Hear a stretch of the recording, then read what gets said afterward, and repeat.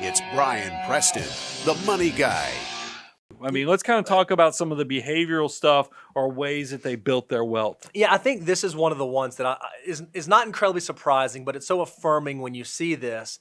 As we're kind of going through the data, looking at the way it came back, one of the things that was just a common theme over and over and over that we heard is that the millionaires in our study started young and they understood the value of time. They recognized how powerful getting a jump start on building towards financial independence could be. Well, we just did a show because it was this ridiculous article that said, you know what?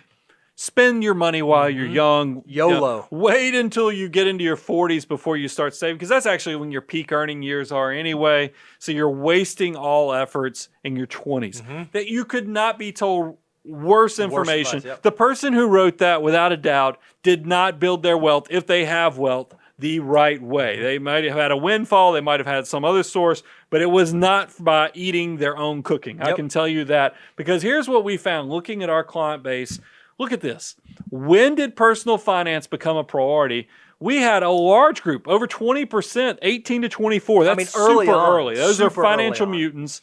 Look at this, though. The lion's share, 45%, was between 25 to 34 years of age. Definitely understanding the component of and the power of your army of dollar bills. What I think is remarkable is if we were to quantify what classifies as young people, I'm going to say 45 and under right now. I reckon maybe 50 and under, but 45 and under, what I think is remarkable is 85% of the folks that we interviewed said, before the age of 45, I got serious about it. It became a priority. It was something that was important to me.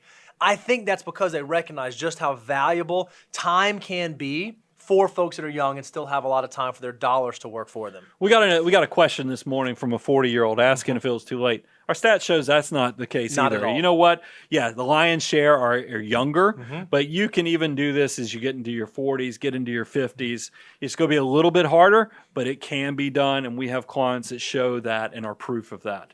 So let's also talk about savings rate. We talk about financial mutants all the time, and financial mutants are people that understand, you know what, I'm going to take a little bit of today so I can have that great, big, beautiful tomorrow. It is that epitome of discipline, deferred gratification, and I got to be honest, this kind of blew my mind.